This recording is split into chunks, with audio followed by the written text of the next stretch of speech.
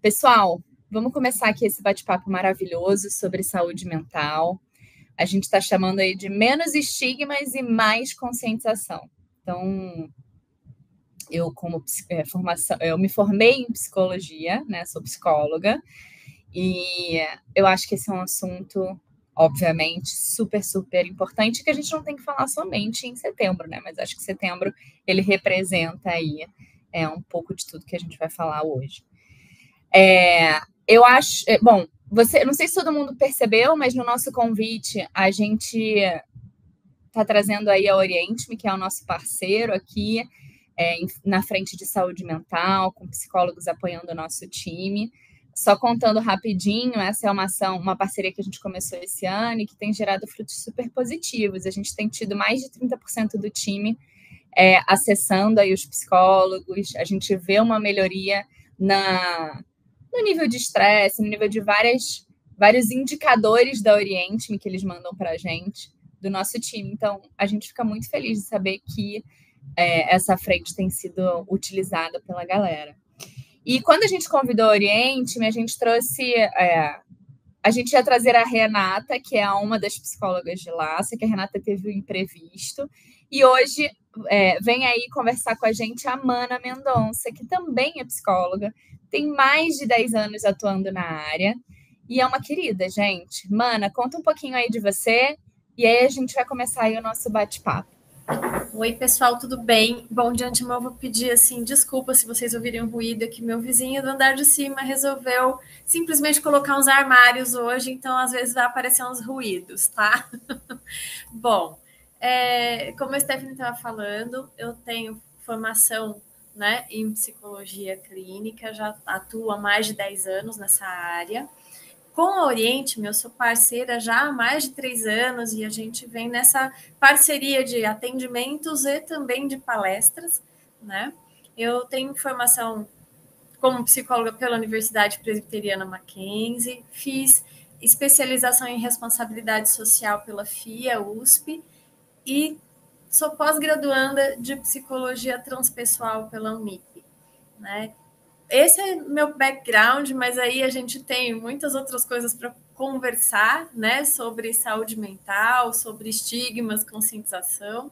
Então, vou começar dando andamento, mas vou, antes de tudo, contar para vocês, porque eu sei que gera curiosidade, sobre o meu nome.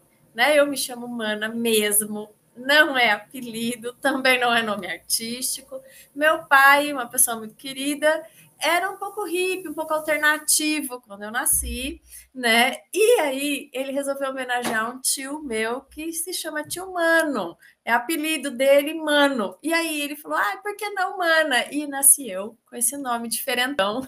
Maravilhosa. Não tem outra Mana nesse mundo, eu acho, né? Não, eu acho que eu É conheci única. uma Mana, então tem eu e mais uma perdida aí, entendeu? Tem que rolar um encontro, Mana. E é bem raro mesmo, mas é legal que me torna irmã de muita gente, né? E assim, é uma coisa que eu gosto, eu fui acostumando com o nome, né? Lógico que na infância e na adolescência a gente leva uns bullying na vida, mas tudo bem, a gente aprende a lidar com eles, né? E agora nós vamos falar um pouquinho aí sobre saúde mental. Pode passar, que aí nós vamos começar então nossa conversa, né? Sobre o que é saúde mental, afinal, né? Então, segundo a Organização Mundial de saúde mental é um estado de bem-estar, mas é um estado de bem-estar em que o indivíduo vai lidar com a sua rotina, vai lidar com a produtividade, vai lidar com as coisas que acontecem na vida dele e na comunidade, mas que isso não vai deixá-lo mal, né? Ele vai estar num estado de eu estou bem e as coisas estão bem. Então, você vê que a saúde mental, ela não é você não ter um transtorno ou ela não é você não ter um problema, né? Ela é você estar bem com todos os aspectos da sua vida. E aí, aspectos esses, a gente tem aqui nos quadradinhos vários deles. O aspecto emocional, psicológico, social, o físico, econômico, ambiental. Então, esse bem-estar, ele é um bem-estar para tudo, tá certo? De uma maneira que a gente tem que entender que trabalhando com a prevenção e com a adoção de hábitos e pensamentos saudáveis, né, e que vão aí levar a gente a pensar sobre o autocuidado, a gente consegue manter esse bem-estar e esse estilo de vida mais saudável, tá certo? Então, é algo que a gente vai criando para a nossa vida, porque se a gente for pensar em como a gente foi criado, né, na nossa criação, e não se falava nisso, é algo que vem sendo construído. Pode passar. E aí, a gente tem que entender um pouquinho de autocuidado, né? O que é autocuidado? Porque autocuidado tem muitas facetas, e eu vou explicar bem para vocês, mas está relacionado a práticas e a condutas saudáveis que a gente adota para o nosso dia a dia, para a nossa rotina, para a nossa vida, que vão refletir de forma positiva, né? Ou seja, como que o meu estado mental vai refletir, como que o meu bem-estar vai refletir, como que os meus pensamentos durante o meu dia vão me trazer resultados mais positivos e vão me ajudar a encarar os meus desafios de uma forma mais leve. Então, né, tudo isso a gente vai entender como que o autocuidado nos ajuda a lidar melhor com as situações da vida. Pode passar. E o que é essa cultura de autocuidado, né? Quais são as prioridades ali? A gente tem que entender que ela vai trazer benefícios, né? Vai melhorar o nosso cuidar do corpo, as nossas emoções, como que a gente lida com os nossos relacionamentos, como que a gente lida com a nossa carreira, né? Vai ajudar a gente a se preparar para várias mudanças. A gente tem muitas fases na nossa vida e tudo muda. Né? Veja, a gente num dia já levanta feliz, depois fica mais irritado, depois fica mais triste, daí fica com sono, daí fica mais feliz de novo. Aquilo vai oscilando. E não só isso, mas as fases da vida vão mudando e as nossas prioridades também. Então, como que a gente vai lidando ao longo disso tudo com essas oscilações? E aí, quando a gente... Volta lá só um pouquinho. Quando a gente tem uma mentalidade que previne isso, né, e tem um pouquinho de reflexão de como que eu tô, o que está me acontecendo, como que eu estou me sentindo, como que essas coisas impactam para mim, como que eu lido com a disciplina e com o tempo, isso vai ficando mais fácil. Então, o autocuidado ele requer que a gente tenha tempo, tenha disciplina, tenha dedicação. Pode passar. E aí a gente tem alguns tipos de autocuidado, né? Então, o autocuidado emocional, que é a gente cuidar do que a gente sente e entender o que o outro sente também, mas a partir da empatia, né? O autocuidado físico, que não é só fazer exercício físico, mas é poder fazer os nossos exames periódicos, é poder estar em dia com a nossa saúde, é se a gente precisar tomar algum tipo de remédio, né? Então, o autocuidado físico, ele passa desde escovar os dentes até a gente fazer exercício físico. Autocuidado espiritual, e eu não vou entrar aqui na religião de cada um, é na espiritualidade, no sentido de você tem esperança de que dias melhores virão? Você consegue ter um pensar positivo para a sua vida? Ter um entendimento de que você consegue construir uma vida para o bom, para o belo, com valores que te agreguem? Então, isso é espiritualidade. Como você pratica essa fé e essa esperança de que o dia vai ser melhor, aí é a sua religião. E aí cada um tem a sua, e a gente não entra nesse questionamento, mas no como a gente realiza esse cuidado. O social, e como estão suas relações? Com a família, com os amigos, né? Com as pessoas à sua volta. Então a gente precisa entender isso também. Como é que está no trabalho? Estou mais irritado, estou mais triste? Autocuidado mental, como é que eu cuido dos meus pensamentos, como é que eu cuido do que eu estudo, do que eu lido com a minha intelectualidade, né? Como é que eu vou cuidar dos meus estudos daqui para frente? Tá bom, me formei, mas eu quero melhorar, eu quero mudar. Como é que isso tá dentro da minha vida? Estou conseguindo prestar atenção, estou conseguindo ter concentração para isso, porque às vezes nem isso a gente tem, né? A memória às vezes está que nem a da Dória, assim, some rapidinho. Pode passar. Então, o autocuidado passa por tudo isso, né? E aí eu vou trazer um cenário para vocês sobre a saúde mental. Então, 73% da nossa população adulta se sente preocupada. Nós somos um país de ansiosos, tá? Então, aí a gente vai entendendo que 68% afirmam que experienciam durante seu dia? Nervosismo, ansiedade, tensão. É bastante gente, né? E 56% das pessoas nunca buscaram nenhum tipo de ajuda de profissional da saúde para lidar com um transtorno ou com qualquer sintoma desse que venha a seguir. Então, a gente precisa pensar nesse panorama, porque é bem sério. Eu ainda tem alguns números para falar para vocês, pode passar. E aí, a gente ainda tem que 59% dos brasileiros se encontram nos níveis máximos de depressão. Então, assim, para saber, gente, a gente está no primeiro maior nível de ansiedade, né? E no segundo maior de depressão da América Latina. Então, a gente realmente é um país de ansiosos e depressivos, tá? É triste o número, mas eu tenho que passar para vocês. Preferia estar falando dos números que levaram a Anitta a ficar ali no VMAs, entendeu? Mas não tá tendo para hoje. Tá difícil, né, mano? E acho que tem muito a ver também com o momento que a gente está vivendo aqui no mundo, né? Depois, pós-pandemia. Pós-pandêmico, a gente está num rescaldo da recuperação. Primeiro teve nossa, queremos sair, queremos fazer, queremos viver. Mas aí, de repente, a gente percebeu que viveu muito tempo sob estresse severo. Tanto que a gente tem ali 37% relata que está sob estresse severo ainda. E a gente tem esse rescaldo da pandemia, né? E de crises, porque a gente foi vivendo diversas crises durante e depois da pandemia, né? 63% da população sofre de ansiedade. Sim, é o que eu falei para vocês, somos um país de ansiosos, né? E 82% é preocupado com a sua situação financeira. E se a gente pensar que a situação financeira é uma das causas, é um dos fatores, mas não é só ele que preocupa a gente quando se fala de ansiedade.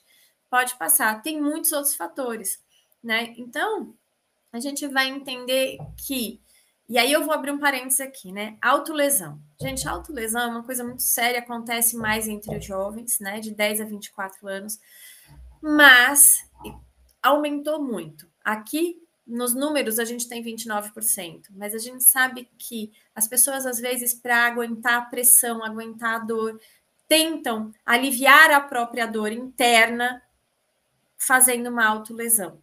E o que acontece? Quando a gente faz uma autolesão, a gente muitas vezes já passou, né? Daquela travinha de segurança que a gente tem, que é eu não consigo me machucar, eu tenho um senso de autopreservação. Quando você se autolesiona, é isso que acontece. Você está quebrando essa barreira. E dali para você ir para o suicídio é muito mais rápido, porque a porta já está aberta. Entende? Então a gente tem que prestar muita atenção nos nossos jovens, a questão do bullying, das redes sociais, né? Tudo isso agravou muito essa questão da autolesão. Sem contar que a própria rede social já propaga muito o fazer a autolesão. Então a gente tem que estar sempre muito de olho. Aí 14 mil é o número, né? Que segundo a Associação Brasileira de Psiquiatria, de suicídios anualmente. E aí vou dizer para vocês que no mundo é um suicídio a cada 40 segundos, não dá um minuto. É muita gente e é muito sério, né? 96,8% dos casos de suicídio está ligado a algum transtorno psiquiátrico que não foi diagnosticado, ou seja, uma depressão, uma ansiedade ou outros que a gente tem associados, né? O que acontece? Às vezes ele não é diagnosticado, às vezes ele não é tratado, e aí a pessoa acaba cometendo algo contra a própria vida porque ela não está aguentando, né? 62,5% das pessoas que se identificam como LGBTQIAP+, já pensaram em suicídio. Gente, isso é muito sério, né? Assim, são pessoas que sofrem muito preconceito na sociedade e por conta desse preconceito não aguentam estar aqui neste mundo. E é muito triste uma pessoa ir tentar suicídio porque ela não aguenta viver em função do preconceito que ela está sofrendo, né? Pode passar. Mano, antes de passar, desculpa, eu queria só comentar assim, o quão surreal é esse cenário que a gente está vivendo, né? Eu acho que tem algumas mães e pais, ou enfim, pessoas que têm crianças, né? Aqui você vê 29% de pessoas de 10 a 24 anos, é muita coisa. É muita coisa. Né? Tendo acesso a jovens informações. são desesperançosos, né? Não, e aí você vai vendo esses números e vai pensando assim, poxa, o que a gente precisa fazer para ajudar? Primeiro, a se ajudar, é a história da máscara lá, né, do avião, para também poder apoiar o outro. Então, né, ter uma sociedade menos doente, porque esses números são assustadores. São, realmente são. E é aquela coisa da gente pensar, meu Deus, a gente precisa educar esse pessoal mais jovem para lidar com as próprias emoções e não ficar tão fragilizado e tão à mercê da rede social. Né? A criar um senso crítico de olhar e falar isso aqui não é a realidade, porque você vai entendendo que as gerações se entrecruzam, mas as gerações mais novas, elas não têm uma diferenciação tão grande entre o virtual e o real. E aí isso tende a piorar, né, os transtornos mentais e essa questão da autolesão. Agora sim pode passar. Não, total. Exato. E aí, o que são transtornos mentais, então, que a gente está falando tanto aqui, né? São alterações na função cerebral, né, que podem se manifestar ao longo da vida, de forma ocasional ou repetitiva, né? E esses transtornos podem ser desencadeados por uma série de situações e fatores, sejam eles culturais, econômicos, sociais ou genéticos. É assim, às vezes, a gente tem alguém na família que já teve depressão. Tem alguém na família que já teve esquizofrenia. Tem alguém na família que já teve TDAH. Então, pode ser que a gente tenha propensão a ter. Aí, sofrendo um momento de pandemia, por exemplo, ou sofrendo uma perda, ou sofrendo algum tipo de trauma, isso pode vir à tona mais rápido ou desencadear um processo desse transtorno muito mais grave do que aconteceria se você não tivesse tido nenhum tipo de trauma na vida. Entende? E como viver sem trauma está um pouco difícil, não, né? A gente sabe que a vida é difícil e as frustrações acontecem, e isso tende a acontecer mais. Pode passar. E aí, o que são transtornos mentais? A gente continua explicando. Vou explicar alguns dos transtornos mais conhecidos, tá? A gente tem muitos outros, dá para ver no CID, no DSM, o tamanho desses livros, né? Que são os livros que relatam todos os transtornos mentais com detalhes. Mas aí a gente vai falar dos mais conhecidos. Então, transtorno de ansiedade, vulgo TAG, né? Transtorno de ansiedade generalizada, que é uma preocupação excessiva, que gera ansiedade, que gera aquela agitação, que pode desembocar numa síndrome de pânico, que pode gerar crises de pânico esporádicas, né? Depressão. Depressão é a condição de perda de motivação, de ânimo, da perda de sentido na vida, né? Que vem junto com sentimentos de profunda tristeza, de muita dor, de completo vazio. Né? Transtorno bipolar. O bipolar tem oscilações. Então, ele vai ter momentos de muita euforia, e euforia, assim, não é que ela tá alegre e esfuziante, é que ela vai ter um momento, um pico, que ela vai ou trabalhar muito, ou que ela vai fazer muito, ou que ela vai pegar aquele hobby que ela tem, que ela ama, e só vai querer fazer aquilo sem parar, né? E, de repente, ela começa a entrar em profunda depressão, numa tristeza sem tamanho. Tem gente dentro do bipolar que tem, por exemplo, um transtorno que leva a pessoa a comprar desmedidamente, ou a jogar sem parar, entende? Ou a fazer alguma coisa por muito tempo, assim, enlouquecidamente, e de repente ela entra nesse pico de tristeza profunda, e aí depois ela volta de novo para um ciclo de mania, e assim nós vamos. Então essa pessoa vai alternando os humores. E não é aquelas pessoas que levantou sorrindo e vai dormir chorando. Gente, isso tem um ciclo, tá? Então não é para falar que o amiguinho que levantou, fez uma piada e depois estava chorando, ele é bipolar, tá bom? Isso tem um ciclo, precisa de um diagnóstico diferencial, então isso não é uma piada legal, não é uma brincadeira bacana de se fazer. Déficit de atenção ou hiperatividade, ou a nossa amiga TDAH. Tem muita gente hoje em dia diagnosticado com transtorno de déficit de atenção e hiperatividade, mas que na verdade não é, e às vezes é só uma ansiedade. Mas a gente precisa entender que tem gente que tem sim TDAH, e é uma dificuldade de ansiedade, concentração, um excesso de atividade motora e uma impulsividade que a pessoa não consegue controlar. Só que o que acontece? O TDAH, ele começa a aparecer na infância, muitas vezes.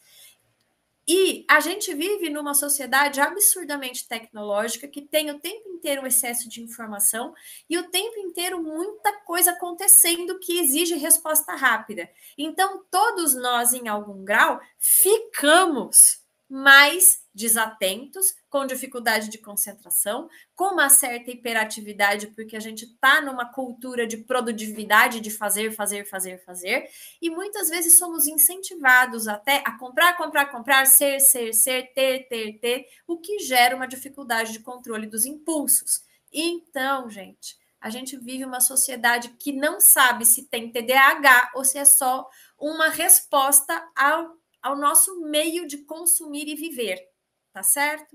Por isso que precisa ter um psicólogo ou um psiquiatra para diagnosticar uma coisa dessa, para a gente diferenciar o que é um modo de viver da sociedade de um transtorno que causa, que prejudica a vida da pessoa.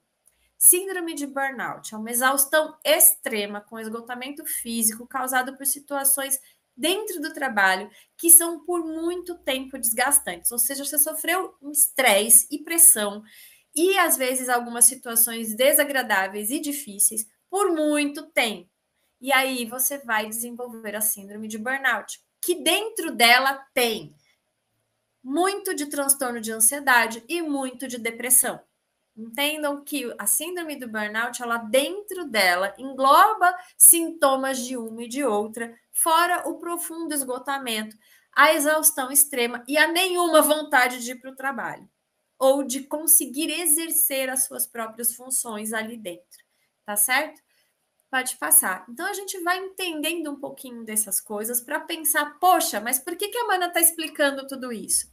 Porque até hoje a gente tem muito tabu para falar de saúde mental. É muito difícil ainda as pessoas buscarem tratamento, né? Porque, como o nosso amigo psiquiatra que está dizendo, a gente tem uma série de preconceitos, né? As pessoas têm vários preconceitos sobre tomar remédio psiquiátrico, sobre procurar ajuda do psicólogo, sobre fazer algum tipo de tratamento, buscar algum grupo de apoio, entende? Então a gente precisa desconstruir tudo isso. E é para isso que eu estou aqui hoje, para a gente construir novos conceitos acerca disso.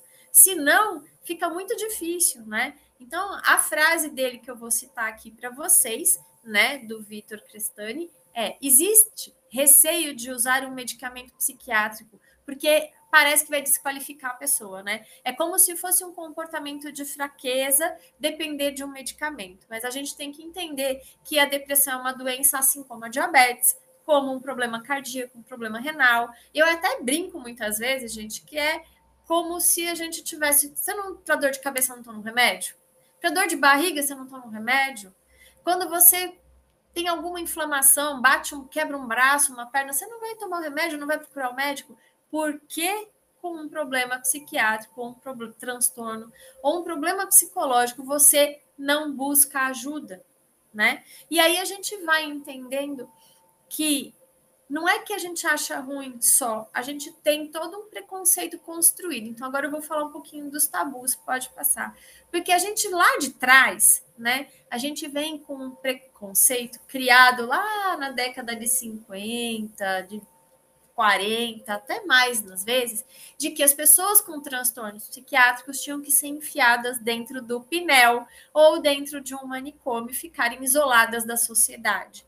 E aí, por conta disso, se criou um monte de piadas, porque brasileiro adora fazer piada, mas além disso, né, se criou o estigma, o tabu de que remédio psiquiátrico, internação e psicólogo é só para doido, né? Quando se criou esse preconceito, ficou muito difícil falar sobre esse tipo de situação. E aí a gente vai ter uma outra questão que é: nossa, se eu falar, que vão pensar? Então a gente foi listando aqui alguns tabus né?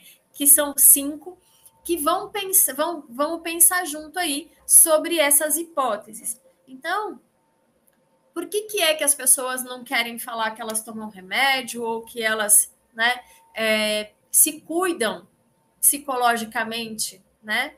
Porque elas têm medo da repercussão negativa. O que os outros vão pensar de mim? Se eu falar que eu estou no psicólogo, no psiquiatra, se eu falar que eu tenho um transtorno, se eu falar que eu sou do espectro autista, ou se eu disser que eu sou TDAH, o que vão pensar de mim, né? Aí, além da repercussão negativa, que pode ser que as pessoas comecem a ter dó, ter pena, ou me deixem de lado, vem uma vergonha muito grande, né? Porque a gente já tinha esse estigma que eu falei para vocês de, nossa, só para doida, então eu vou começar a falar que eu tô doida, né? E aí a pessoa começa a se sentir muito mal, começa a achar que é uma vergonha na família, porque tinha isso também de isolar essas pessoas dentro de casa, ou de ser um segredo de família quando a pessoa possuía algum tipo de transtorno. Então, a gente continua com esse sentimento de vergonha, né? E aí tem uma preocupação de que isso vai ser visto como uma vulnerabilidade, como uma fraqueza, como uma pessoa que não tem capacidade para tomar decisões, como uma pessoa que não consegue fazer as coisas direito, uma pessoa incapaz, inútil. Não é verdade, né? Mas tudo isso fica na cabeça da gente, fica como uma preocupação, como uma dor, né? E aí vem um medo muito grande de que isso afete a reputação, de que isso afete a carreira da pessoa, né? Porque se eu falar isso para minha família, a família já vai achar que não vai ter nem como viver junto, vai ser muito difícil. Ai, vamos ficar com dó, vamos começar a tirar as funções da pessoa. Mas isso na carreira é pior ainda, porque já gera um medo gigantesco de parar no INSS, né? De ter que fazer uso do CAPS. O CAPS hoje em dia virou alvo de piadas, né? Então a gente também tem que falar sobre isso. Não façam piadas sobre o CAPS, porque é o mesmo preconceito, tá certo? E aí, será que eu vou perder meu emprego? Né? Será que eu vou ser colocado para escanteio? Será que eu vou deixar de receber promoção por estar com depressão, ou por estar com ansiedade, ou por estar sofrendo, ou por pedir 15 dias de atestado? Né? Como é que isso vai ser visto no trabalho? E os colegas, será que vão falar de mim? Então, visto que tem tudo isso, a maior das dificuldades é a pessoa aceitar que ela está com problema. Ela vai relutar para não sofrer tudo isso, ela vai relutar até o fim, vai dizer, não, eu estou bem, não, eu consigo lidar com isso, não, pode deixar que eu vou sozinho aqui, mas eu vou conversando eu com os meus botões e o meu chuveiro e vai dar certo. E só piora, né, mana, nessas horas, em vez de pedir ajuda, né? Exatamente, só piora. Por isso que a gente sempre fala, não tenham medo, tá tudo bem dizer que não tá bem. Pode falar, busca ajuda, não fica no silêncio, não fica na solidão, né? Vem buscar ajuda. Vocês têm ajuda especializada, tem uma série de ferramentas, tem aí todo, né? Tem a Stephanie, toda a equipe pronta para ajudar vocês. Então, não deixem de buscar ajuda, não fiquem na solidão. Pode passar. Isso é muito sério porque a tendência, quando a gente não busca ajuda, é de ficar cada vez mais isolado, né? Então, como eu vinha falando para vocês, né? O que ajuda a gente a quebrar esses estigmas que envolvem a saúde mental? A educação, né? A gente trazer informações claras, que nem a gente está trazendo aqui para vocês, né? Para desmistificar esse medo de falar sobre doenças mentais, sobre transtornos, né? Ter um diálogo aberto, ou seja, poder falar sobre isso, tirar suas dúvidas, perguntar, mas olha, eu às vezes a minha memória vai para Nárnia, às vezes eu estou conversando com as pessoas e esqueço as palavras, às vezes eu me sinto, né, muito nervoso antes de uma apresentação e começa a me dar palpitação, eu não me sinto bem, né? A gente tem que normalizar falar o que está sentindo. Só que vejam, os homens principalmente foram criados para fingir que não sentem nada, quando sentem 1 milhão de coisas, né? Eles estão tão criados a não falar sobre os sentimentos que eles não trocam nem com os próprios amigos. E aí, para a gente trabalhar isso na terapia, leva um tempão perguntando o que você está sentindo, o que você está sentindo, porque se deixar, ele passa batido, né? Tem empatia escutativa. Gente, vamos lá. Empatia e escutativa são 2 coisas muito importantes. Por quê? Primeiro, A gente, na escutativa, pega aquele juiz interno que diz tá errado, tá certo, é feio, é bonito, é bom, é ruim, e põe ele de folga, sentadinho lá no banco de reserva. Começa daí, você não pode julgar. Então, o teu juiz interior vai tirar uma folga. E aí você vai ouvir entendendo que aquilo é uma dor profunda que a pessoa tem. E quando a gente ouve assim, a gente percebe que todo mundo é ser humano e todo mundo tem as mesmas dores. Elas podem vir por motivos diferentes, mas a gente sente parecido. Dói também, né? Então é daí que eu tô entendendo a dor do outro. E é por isso que empatia é sentir a dor do outro, mas não é sentir porque ele tá com dor de barriga, eu também tô, mas é porque a gente entende o sentimento das pessoas de um lugar onde os nossos sentimentos são muito incomum e parecidos. Dá visibilidade, pode falar. Mana, eu queria só contar um negócio que eu achei super interessante. Esses dias eu escutei um jeito de explicar empatia. A empatia é você ouvir o outro na perspectiva do outro. Exato. Não é necessariamente, então se você perdeu alguém, nossa, eu também já perdi, né? Não, porque a dor do outro é diferente da sua, mas que você tem a perspectiva do outro, né? Sobre aquela dor ou aquele momento que ele está vivendo. Eu achei isso super, super legal de compartilhar. Obrigada, porque é realmente por aí mesmo. A gente tem que entender que todos temos dores, né? E que se a gente escuta desta forma, a gente consegue compreender o outro. Quando a gente fala, e eu também, a gente está se colocando em primeiro lugar, a gente não está olhando o outro. Né? A partir do momento em que você tira você da frente, da projeção, e olha para o outro, ele tem uma dor. Né? E que dor é essa? Como é que ela é? Ela é diferente da minha, mas todos temos dores, então vamos acolher, vamos apoiar, né? Não vamos julgar, vamos ajudar. Dá visibilidade, ou seja, a partir das nossas histórias pessoais e das de figura pública, a gente poder falar sobre isso. Nós aqui estamos trazendo algumas experiências, mas a gente vai também ter muita gente conversando sobre isso. A gente teve, inclusive, agora no Rock in Rio, Dan Reynolds, do Imagine Dragons, né? Que estava falando sobre a depressão dele, sobre como ele pôde passar pela depressão, como ele conseguiu se cuidar e se curar, que ele continua fazendo terapia. E, gente, ele estava ali como uma figura pública que movimenta milhões, né? Só ali no Rock in Rio tinham mais de 110 mil pessoas dentro do Rock in Rio, mas fora dali a gente ainda tinha mais gente assistindo. Olha só que legal, um cara desse poder falar para a gente, olha, eu tive depressão, olha, eu faço terapia, façam também porque isso vai ajudar, né? A gente precisa poder falar, né? E ter acesso a tratamento. É muito importante a gente saber que, além das políticas públicas para tratamento, né, de saúde mental, a gente tem empresas como a Big Data que apoiam, que ajudam, que buscam melhorar a condição dos seus funcionários, dos seus colaboradores. Isso é muito importante. Pode passar, porque assim a gente vai entendendo, né? Que a gente vai reduzindo o preconceito, que é o que a gente estava falando agora, né?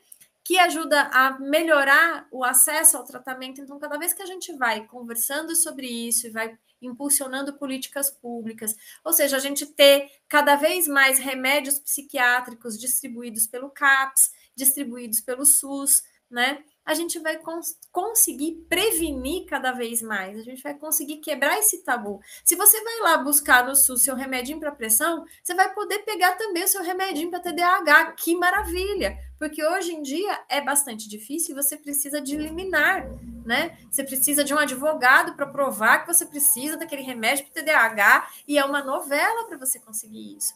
Então, quando a gente consegue impulsionar esse tipo de política pública e de ter remédio que todo mundo tem acesso, a gente consegue reduzir o sofrimento e não só reduzir, como ir prevenindo, né?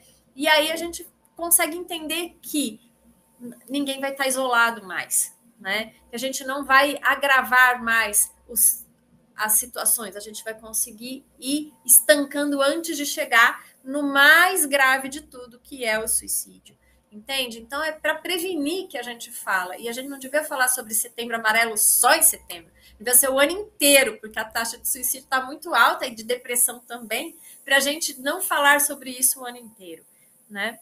promoção de saúde integral é isso também, né, gente? É ter profissionais que estejam ali desempenhando esse papel de estar falando para as pessoas, de mostrando o quanto é essencial cuidar da saúde mental, que não tem nada de errado em buscar tratamento e que a gente precisa se cuidar por inteiro. Assim como você cuida da sua gastrite, você vai cuidar da sua ansiedade, né? E fortalecer as comunidades, ou seja, quanto mais a gente fortalece a nossa rede de apoio e o entorno ali onde a gente sabe que a gente pode buscar grupos de apoio, melhor é para a sociedade como um todo, porque as pessoas vão buscar mais ajuda e vão oferecer ajuda também, né? Então, dentro dos grupos de apoio, a gente consegue ir fazendo com que as pessoas se apoiem umas às outras, né? Pode passar. E aí a gente vai precisar falar um pouquinho sobre suicídio. É um tema bem denso, difícil de digerir, gente, mas a gente precisa falar, né? Porque ele é um evento grave que realmente não tem volta, né? Então, falar sobre suicídio, a gente precisa entender que não vai piorar a situação. Quanto mais a gente falar, mais a gente vai ajudar as pessoas. Isso vai reduzir a ansiedade, vai ajudar as pessoas a se sentirem acolhidas, vai fazer com que elas percam o medo de falar, né? Porque hoje em dia as pessoas não falam, então, eu tentei 3 vezes, eu, sei lá, cortei os pulsos, eu, sei lá, pensei em pular da janela. As pessoas não falam, por vergonha, né? Porque ainda hoje as pessoas falam, nossa, olha, ela tentou suicídio, oh, meu Deus, entende?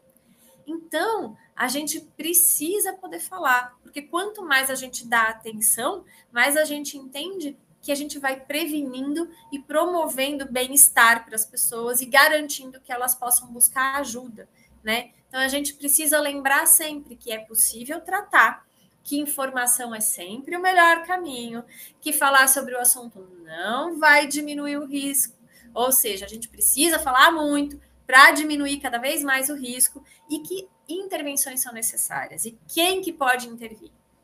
Não sou só eu, nem só a Stephanie, que somos psicólogas e sabemos como intervir. Vocês, pessoas comuns, também podem intervir, também podem ajudar.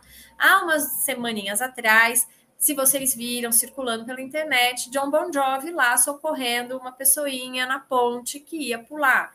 Então, gente, nesse lugar, ele é uma pessoa comum, assim como eu e você passando na ponte. Tudo bem que não é uma figura pública, mas mesmo assim ele estava passando na ponte. Ele podia fingir que não estava vendo aquela pessoa ali.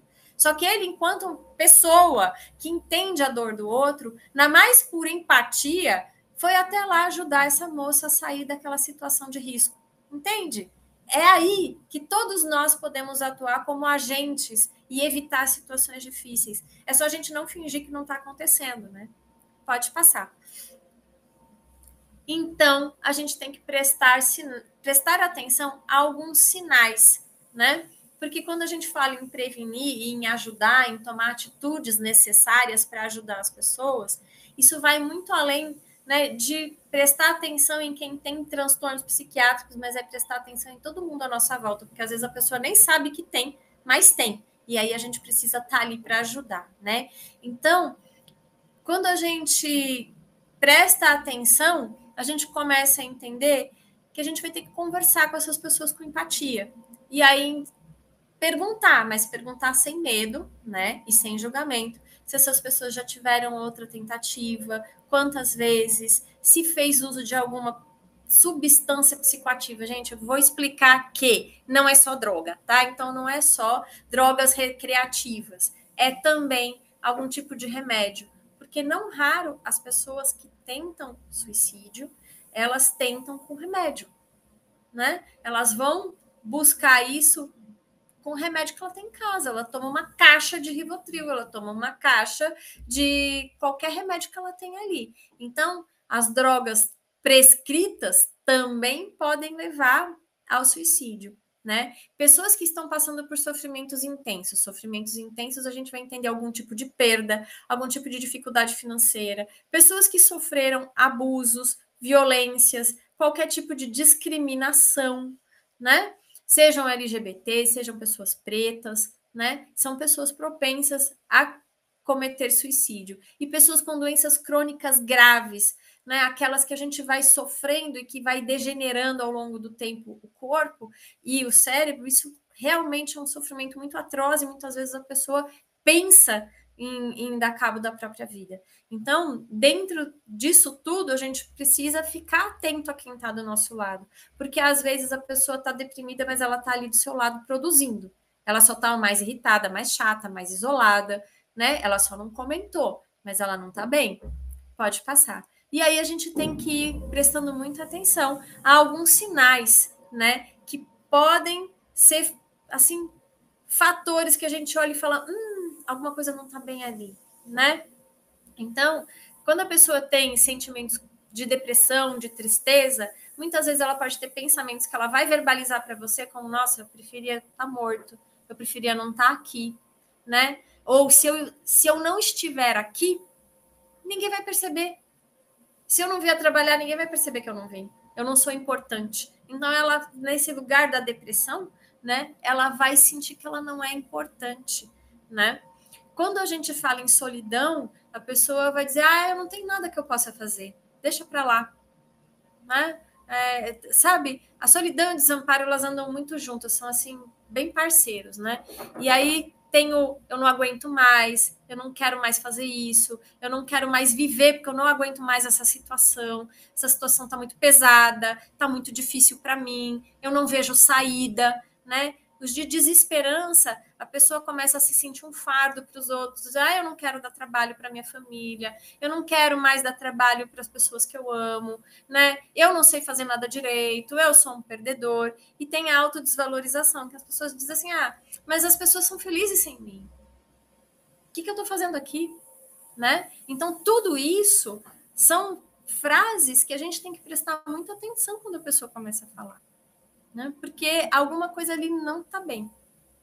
Pode passar. E aí, o que a gente faz? A gente volta lá, né?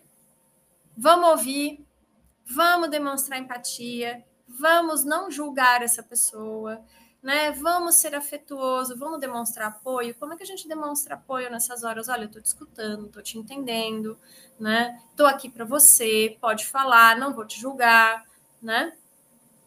Você precisa de um abraço? Você quer que eu fique aqui com você? Então, a gente se dispõe, porque a pessoa, ela mesma, por ela vai dizer, eu não quero te incomodar, não precisa estar aqui comigo, entende? Né? Leva a situação a sério, ou seja, por favor, não faça piada nessa hora. Fazer piadinhas, fazer brincadeirinhas, falar, não, então se mata, que não vai fazer diferença mesmo, a gente não pode fazer. Porque vai que essa pessoa leva a sério o que você está falando nesse momento, né? Ela é uma pessoa propensa a levar essas falas a sério. Então, a gente precisa, né, entender isso. Verificar o grau de risco. Olha a sua volta.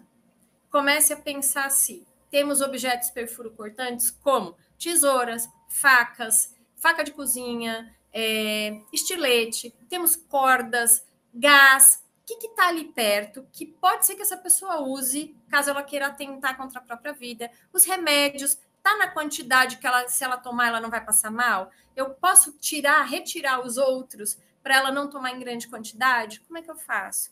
Né? Pergunta com sutileza, a gente já falou disso, sobre tentativas anteriores. Vamos explorar saídas juntos. Olha, você tem esse problema, mas a gente pode resolver junto. Eu posso te ajudar, eu posso buscar ajuda para você. Você já procurou um terapeuta, um psiquiatra, um grupo de autoajuda? Já foi tentar fazer alguma coisa?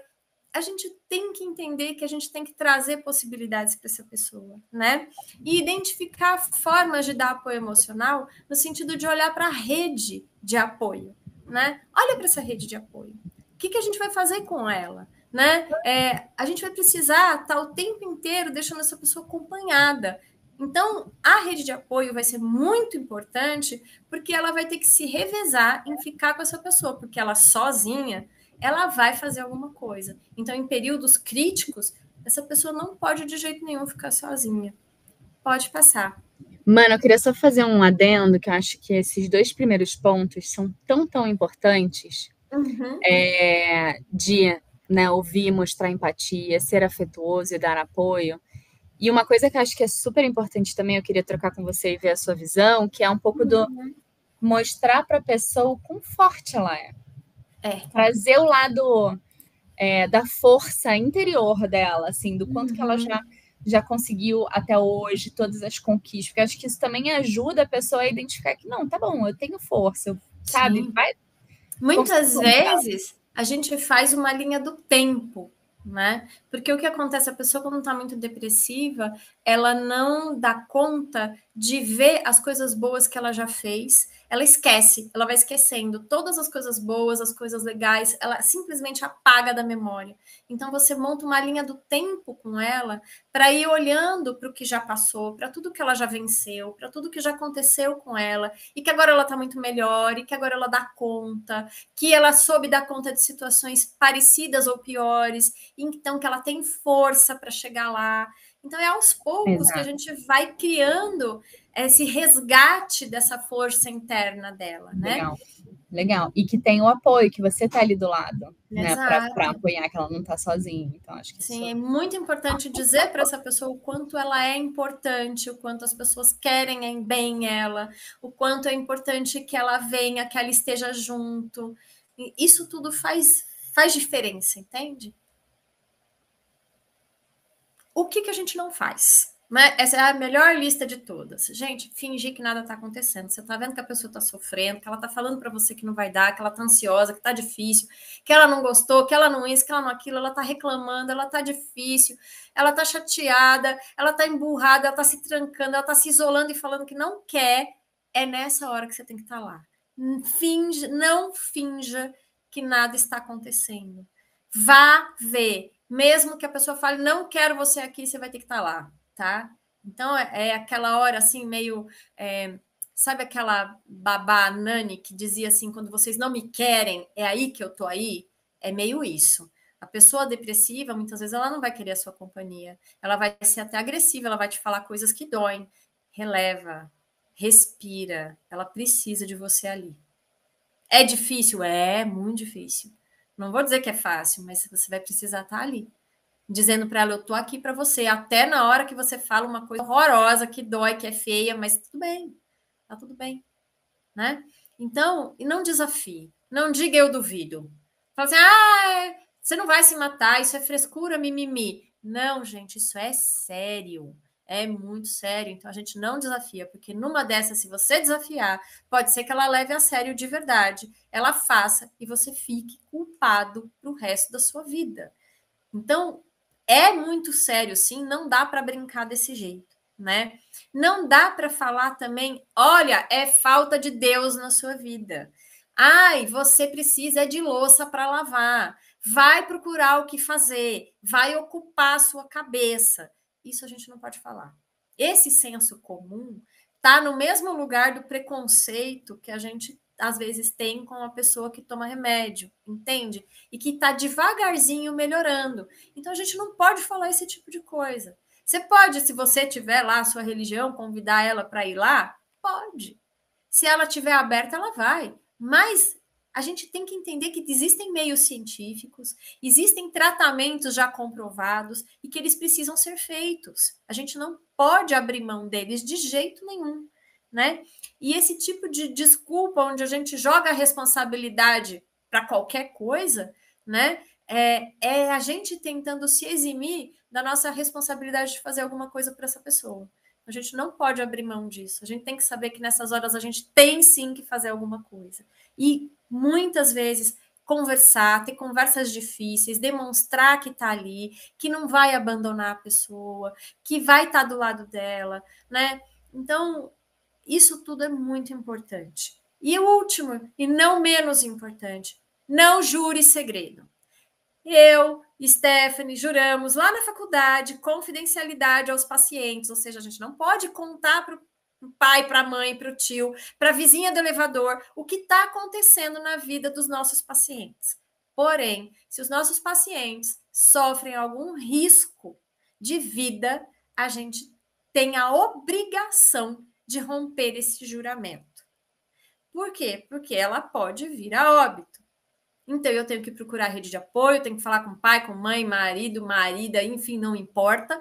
Eu tenho que procurar essa rede de apoio e avisar: olha, fulano está correndo risco de vida, a gente vai precisar conversar, vou te ensinar como você pode proceder, enfim, uma série de coisas. Então, vocês também não podem jurar. Se o coleguinha falou: olha, eu estou pensando em pegar a escada, botar do lado da janela do banheiro e pular, você vai dizer: amigo, eu entendo a sua dor, eu sei que é difícil, vamos procurar outras saídas para o seu problema, mas eu não vou poder guardar segredo, porque você corre risco. Entende, gente? É muito sério isso. Não dá para jurar segredo desse tipo de situação. A gente tem que buscar ajuda. Quer falar alguma coisa, Stephanie? Então pode passar. Não, eu acho que são pontos super relevantes, assim, que nem você falou, se meu coleguinha me contar e você vai falar, vou jurar, não, porque a pessoa é tão importante, Exato. não só para você, mas para outras pessoas, que nessas horas você precisa atuar para poder apoiar e ajudar, né? Exato. Todas as vidas importam, tá certo? Não é porque a pessoa te contou aquilo que ela não. Agora a gente tem um quiz, né? Para testar se vocês entenderam bem aí o que a gente conversou com vocês. Brincadeira. É só para trazer mais assunto à tona mesmo. É né? Uma prova. Não, mentira. Uma prova, gente. Conta ponto.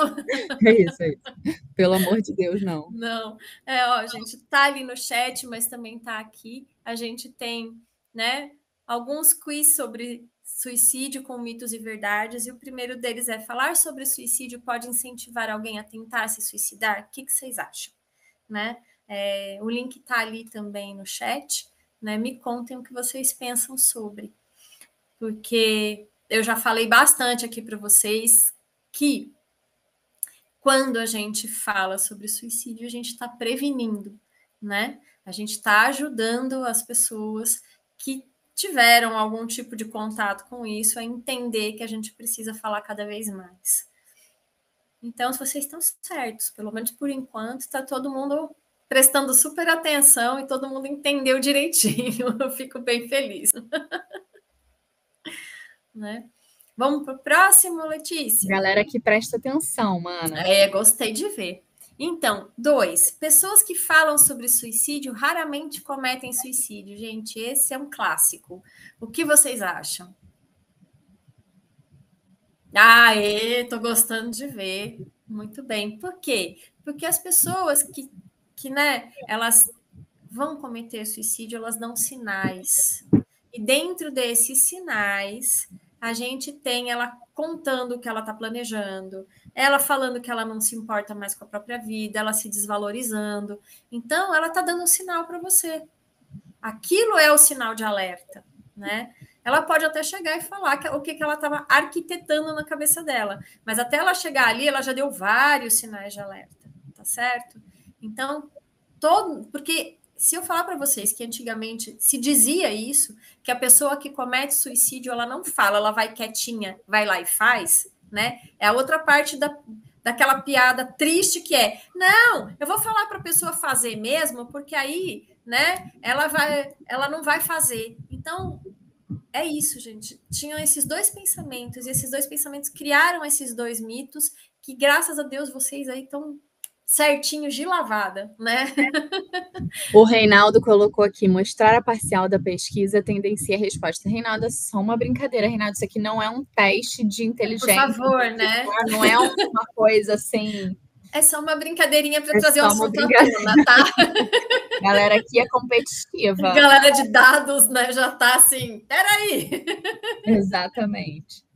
E vamos para o último, né? A maioria das pessoas que cometem suicídio dá sinais de alerta, mito ou verdade? Aê, muito bem, gente. Então, as pessoas, sim, elas dão sinais, elas vão deixar rastros, elas vão falar para a gente alguma coisa sobre isso, e é muito importante a gente estar com a escuta ativa, né? Aquilo, prestar atenção nas pessoas da sua família, prestar atenção nas pessoas do seu mundinho, né? Entender o que é que está acontecendo. Porque se a gente não presta atenção, passa batido. mas passa batido mesmo, assim, de verdade. Eu escuto casos e que eu olho e falo, mas eu sei que aconteceu o suicídio, a pessoa se jogou da janela, mas ele não falou nada. Ele não deu nenhuma frase que você achou estranha. Será que durante meses ele não falou que ele não estava feliz aí e você não escutou? Né? Então, É a história da escutativa, né, mano? É isso que você tá exato, falando, né? exatamente. A gente tem que prestar muita atenção. E é isso, a Clara botou um ponto aqui super relevante, né? Elas querem acabar com a dor e não com a vida em si. Exato.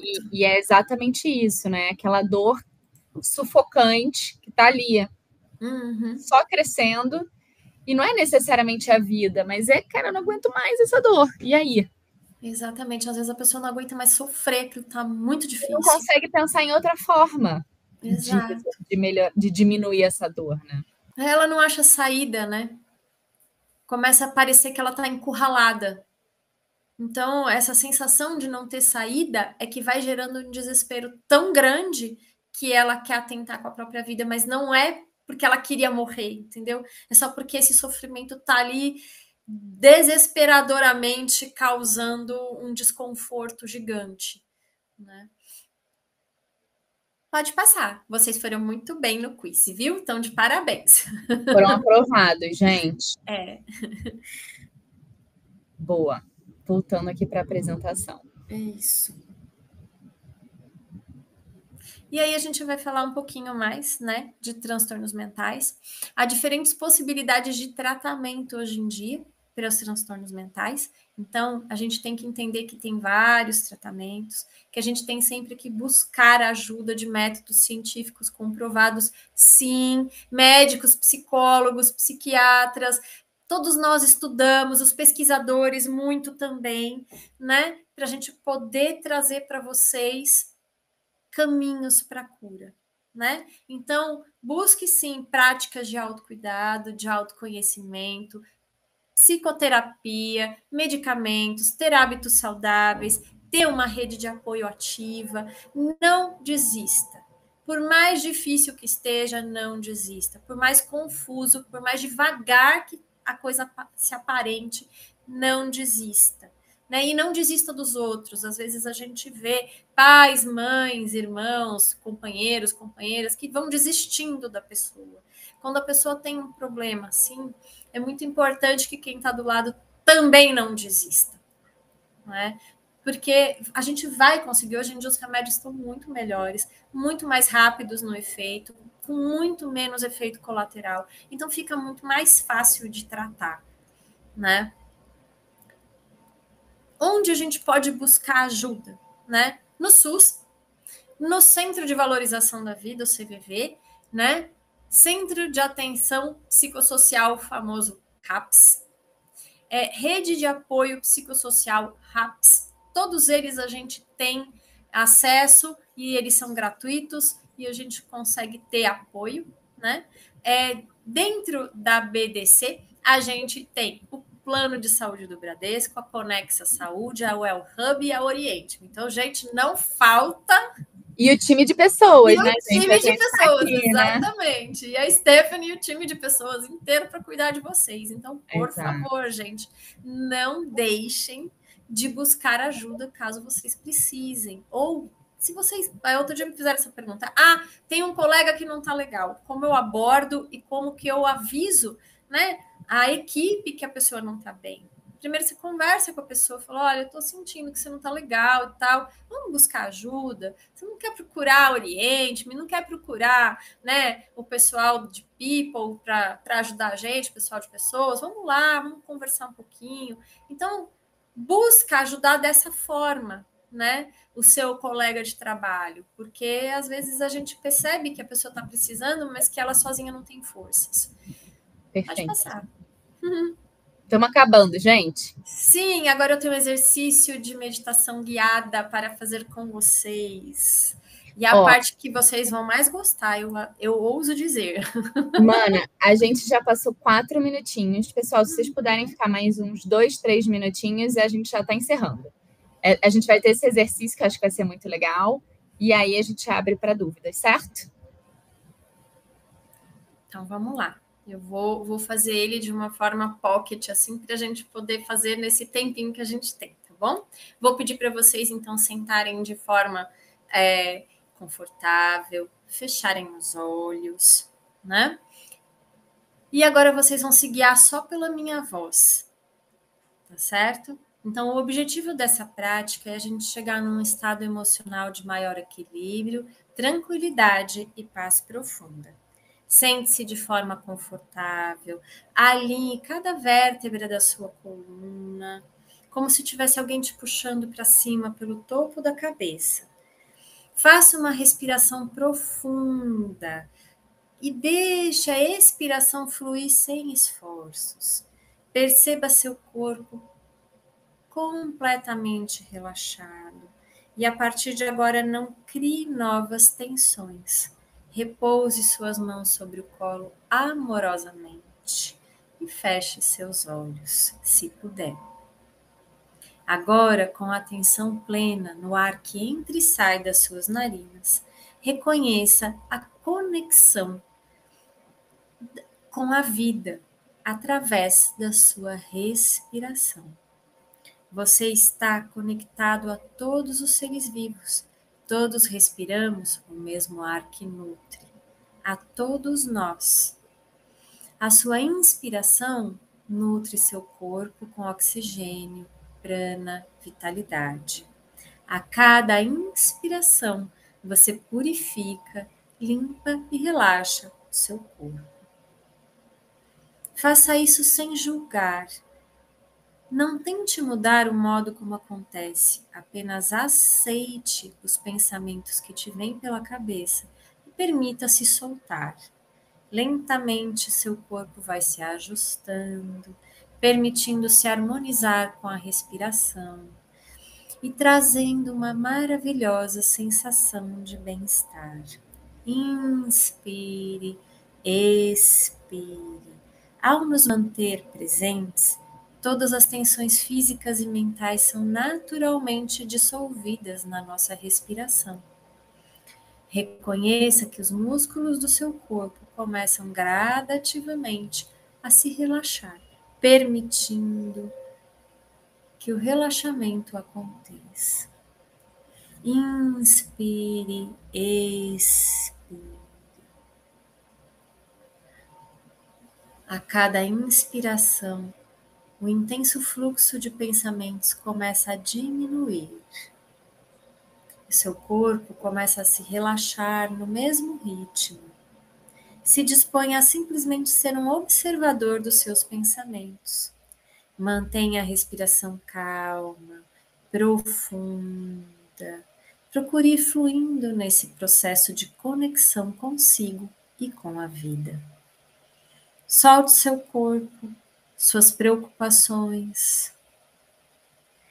Flua neste momento presente com a sua respiração. E nesta posição relaxada, dê sinais ao seu sistema nervoso de que está tudo bem, que não há com que se preocupar, não há nenhum perigo neste momento e por isso é possível relaxar profundamente. Durante este processo, é natural que sua mente se agarre a alguns pensamentos e estímulos. Quando isso acontecer, permita que eles passem por você através da respiração.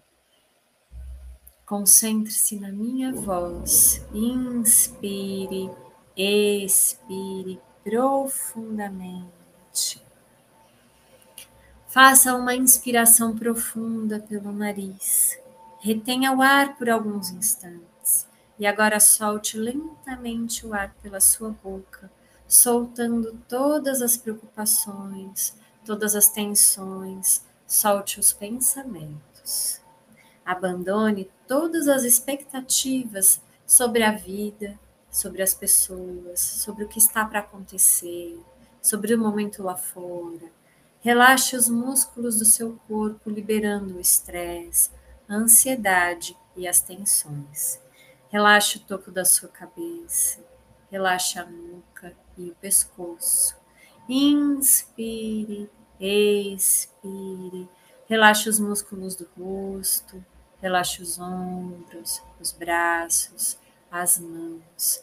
Inspire, expire.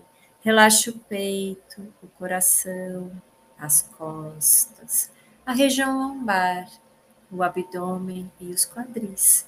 Inspire, expire. Relaxa as pernas, os joelhos, as panturrilhas e os pés. Inspire, expire. Sinta seu corpo todo profundamente relaxado, renovando suas energias e vitalidade para um novo começo. Entre em contato com as batidas do seu coração, trazendo a cada inspiração as energias necessárias para que você tenha um dia completamente tranquilo, positivo e calmo. Faça uma última respiração profunda e vá aos poucos retornando, tomando consciência do ambiente em que está, da posição do seu corpo. Movimente gentilmente seus pés, suas mãos. Vá novamente ajustando seu corpo para o aqui e agora, para o momento presente. E quando puder, vá aos poucos abrindo seus olhos. Sinta-se agradecido pela vida e por esse momento de conexão e tranquilidade. E eu deixo um recadinho. Pureza, estado natural da alma e do coração. Transparência no sentir, no pensar e no agir. É o viver sem julgar. Manter-se na simplicidade e na alegria. É viver no absoluto. É ter sempre o coração aberto. É o que nos permite recomeçar sem medo de errar. Podem voltar. Gente, foi maravilhoso, hein? É rapidinho, mas Deu uma eficiente. acalmada aqui, hein? Depois contem aí como é que foi a experiência de vocês. Pois é. E para fechar, né? E para fechar, a gente vai falando que, assim, para a gente lidar com os estigmas e os tabus, a gente precisa estar aberto, né? Precisa falar de conscientização, da importância da saúde mental, né? Para que a gente junto possa ser mais acolhedor, possa trabalhar de uma forma mais empática, né? E livre de preconceitos. É uma construção, gente, é um processo, tá? E eu agradeço muito vocês. Então, agora a gente vai abrir para as dúvidas, para os comentários, o que vocês quiserem, fiquem à vontade. Alguém tem alguma pergunta, quer fazer algum comentário? A gente também já estourou um pouquinho aí o tempo, mas acho que foi um bate-papo super importante, né, mana? Acho que você conseguiu trazer vários exemplos, números relevantes para a galera entender realmente a gravidade da situação. E, gente, isso acontece com pessoas próximas da gente o tempo todo, assim, falando por mim, eu também já tive diagnóstico de ansiedade, transtorno de ansiedade, a gente no nosso dia a dia, a vida é muito corrida, e a gente precisa falar sobre isso, né, acho que isso também é super importante. O Alexandre falou, queria dizer que que foi incrível ter espaço para falar sobre o tema. Eu também achei, Ale. Fico muito feliz. Muito bom, e esse fechamento também aí com essa meditação foi bom demais. O Tadeu perguntou. Vipassana, sim, pode ler. Mana, você conhece a meditação Vipassana? Já teve contato? Recomenda? Então, é assim, eu sou praticante de yoga há muitos e muitos anos. Então, para mim, Vipassana é uma coisa muito comum. O que é o Vipassana? Vipassana são as posturas do yoga em que você entra em meditação. Você usa respiração e posturas meditativas para você entrar nesse estado de bem-estar, de tranquilidade, de conexão, né? A yoga é muito recomendado para quem tem ansiedade, né? Maravilhoso. É maravilhoso. E o Vipassana, que são essas posturas meditativas com respiração, elas são incríveis. Você pode fazer também, lá no Oriente me tem um monte dessas meditações guiadas, mas em outras, né, outras plataformas também tem.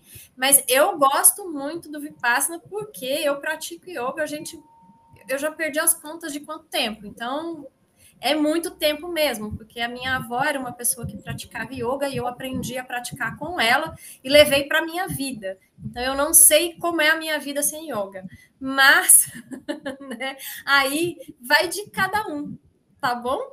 Sim. Gente, acho que vai ser a última perguntinha, porque a gente já ultrapassou bem o limite. A Ana Letícia botou: alguns transtornos como TDAH e autismo em mulheres costumam passar despercebidos, até mesmo por profissionais de saúde mental, por apresentarem sintomas um pouco diferentes que os homens. Nesses casos, como conseguir o diagnóstico adequado?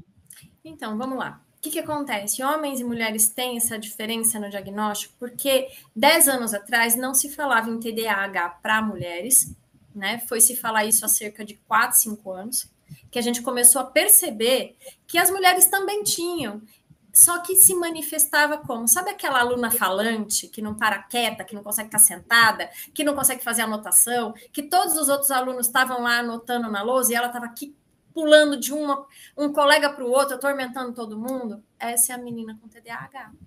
Né? Só que antes não se diagnosticava, se dizia que meninas não tinham, e que quando chegasse na adolescência, esses meninos que estavam com TDAH na infância iam deixar de ter. Então, veja como mudou o diagnóstico para chegar na vida adulta, as pessoas tendo TDAH.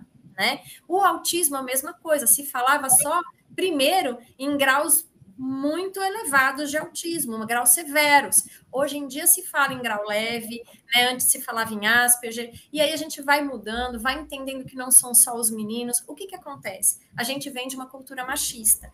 Todas as pesquisas são feitas com homens e não com mulheres. Tá certo? Então, é muito difícil você diagnosticar mulheres se você não pesquisa com mulheres. Coisa que há cerca de 10 anos, 5 anos, começou-se a pesquisar com mulheres, porque a gente começou a ter pesquisadoras mulheres. Veja, tem lugares que a gente tem 5 mulheres como pesquisadoras para 40 homens.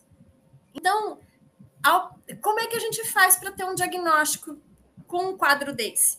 A gente busca, se você for mulher, busque profissionais mulheres, né? Se você quiser um diagnóstico diferencial, faça com uma neuropsicóloga ou com um neuropsicólogo, porque ele vai fazer o diagnóstico diferencial com uma bateria de testes necessárias para isso, né? Que vai te dizer que se você realmente tem TDAH, se você realmente tem autismo, né? São testes verificados, com base, com pesquisa, reconhecidos internacionalmente. Então, a gente precisa entender que precisa desse caminho, não é só fazer o teste de internet, eu sei que tem um monte que todo mundo faz, tá? Mas a gente precisa ter os testes que dão respaldo para a ciência, e a gente precisa apoiar a ciência nesse sentido também, de que as pesquisadoras mulheres começaram há pouco tempo a falar sobre, né, sobre os transtornos nesse sentido. Sim. Gente, muito, muito, muito obrigada pela participação de vocês. Mana, foi um prazer bater esse papo com você e te ouvir. Achei que foi maravilhoso, gente. Eu adorei. E altas dicas aqui para o nosso dia a dia e contem com a gente. A galera tá falando que foi incrível, obrigado. Ó, obrigada.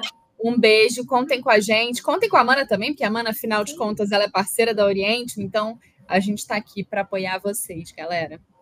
Isso, contem conosco. Obrigada, Mana. Muito obrigada, foi uma honra, gente. Um beijo grande. Beijo.